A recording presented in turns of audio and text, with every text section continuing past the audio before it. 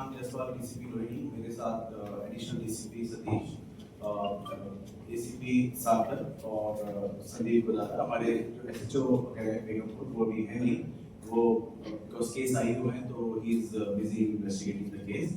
और हमारी जो टीम है जो पकड़ने वाली मेन टीम थी वो भी अभी वहीं पे ही है, वो आ रहे हैं। सो स्पेशल स्टाफ के भी हमारे साथ ऑफिसर्स मौजूद हैं। तो 23 तारीख को 23 जून को हमें एक कॉल मिलती है कि एक व्यक्ति जो है अनकॉन्शियस हॉस्पिटल में एडमिट हुआ है, और एक पासर भाई ने कॉल किया कि एक व्यक्ति अनकॉन्शियस पड़ा है, तो उसको हॉस्पिटल में एडमिट कराया उसके भाई ने। और जब हम हॉस्पिटल पहुंचे तो पता चला कि उस व्यक्ति की जो है वहाँ पे मृत्यु हो चुकी है। जब हमने उसको इन्वेस्टिगेट किया तो पता चला कि उसकी कमर में एक चाकू का घाव है। और फिर बाद में जब उसके जो पासर भाई है उसके भाई को उसने कॉल किया, उसके भाई ने के साथ जब हम मौके पे गए तो वहाँ पे हमने देखा कि वो बिल्कुल ब्लाइंड केस था। वहाँ पे ना सीसीटीवी है, ना कोई आते जाते फुटेज देख सकते हैं, थोड़ा सा ब्लाइंड सा भी एरिया है। तो एक बिल्कुल ब्लाइंड केस जहाँ पे आपके पास कोई क्लू भी नहीं था, और जहाँ पे एक व्यक्ति की मृत्यु हो गई है एक चाकू लगने से, कमर के ऊपर लेफ्ट साइड में जो है कमर पे चाकू मारा गया था। सो उसको हमने एज ए चैलेंज लिया हमारी टीम ने। और ये व्यक्ति शाबा डेरी का रहने वाले हैं जिनकी डेथ हुई है। इनका नाम है राजेश सन ऑफ मोहनलाल। इनकी जो आयु है वो 60 इयर्स करीब है। और एक वहाँ पे थोड़ा आगे जाके वो एक निकल फैक्ट्री में वो काम करते हैं। वापस आते हुए साइकिल पे वापस आ रहे थे, और वापस आते हुए किसी उन्होंने ये बोला था आखिरी में, जो पासर भाई था, कि किसी ने मेरी कमर पे मुक्का मारा और उसके बाद मेरे खून निकलने लग गया, और उसके बाद वो अनकॉन्शियस हो गए वहीं पे बैठ के। और वहीं पे बाद में बोला कि मेरे भाई को कॉल कर दीजिए, इतना करके वो अनकॉन्शियस हो गया और उनकी डेथ। सो एक मर्डर हुआ, और इस मर्डर केस को इन्वेस्टिगेट करने के लिए हमारे एडिशनल एसीपी साहब, हमारे एसीपी साहब, हमारे स्पेशल स्टाफ, हमारा एसएचओ बेगमपुर राजीव जो है, वो सबकी सारी टीमों ने एक साथ इस पे काम किया।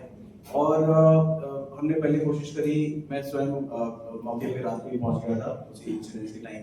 पहले कोशिश करी, वहाँ पे एक पास में हॉस्पिटल है, तो हॉस्पिटल पे छोटा सा सीसीटीवी था, उससे ज्यादा कोई क्लू मिला नहीं। थोड़ा आगे भी हमें कुछ सीसीटीवी था, उससे भी कोई क्लू नहीं मिला। मतलब जो आप कहते हैं ना कि टेक्निकल जो है नो हाउ से आपने केस सॉल्व किया, ये केस वैसे सॉल्व हो भी नहीं सकता। तो जो ट्रेडिशनल पुलिसिंग होती है, जहाँ पुलिस जो आज तक करती आई है, हमने उस ट्रेडिशनल पुलिसिंग को लिया। हमने 300 से ज्यादा डॉल्स को खंगाला, और करीब 300 से 400 जो है हमने लोगों को वेरीफाई किया, जो आसपास लोग घूमते हैं, कोई गायब तो नहीं है, कौन से लोग यहाँ पे आसपास घूम रहे हैं। वहाँ पे पास में एक पराठे की दुकान भी है, हमने वहाँ पे भी आसपास पूछने की कोशिश करी कि इस समय के आसपास क्या कोई आया, कोई जुगनाइज आए, कोई इस तरह के लोग आए जो क्योंकि उस समय वो जीवित था, जो व्यक्ति वो जीवित थे, उसके बाद उनकी मृत्यु हुई। सो जब सारी इन्वेस्टिगेशन हमने करी तो हमने जीरो डाउन किया 3 लोगों के ऊपर, तीनों जुगनाइज हैं, उसमें एक नेपाल से बिलोंग करता है।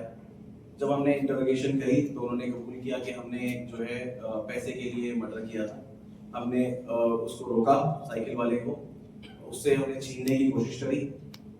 जब उसने नहीं दिया, क्योंकि ये 16-17 साल के बच्चे थे, और इन्होंने एक ऑनलाइन प्लेटफॉर्म से चाकू मंगवाया था 325 रुपए का। और उस चाकू से, जो चाकू का विजुअल भी मैं आपको प्रोवाइड करा दूंगा, तो वो चाकू मंगाया, और जैसे ही उसने नहीं दिया तो उसकी कमर में बहुत तेज चाकू मार दिया। चाकू इतना करीब बड़ा था तो अंदर तक घुस गया, और ब्लीडिंग से उनकी डेथ हो गई। सो ये मतलब सबसे मैं अभी तक कहूँगा कि अभी तक मेरे खुद के कैरियर में जो हमने डिटेक्शन की है आज तक, ये सबसे बढ़िया केस था, क्योंकि आपने बिल्कुल हार्ड डिटेक्शन करी। आपने लोगों को लिया, वेरीफाई किया, एक एक व्यक्ति को वेरीफाई किया, जीरो डाउन किया। उसके बाद पास में एक कॉलोनी है, वहां से हमने इनको तीनों को अरेस्ट किया।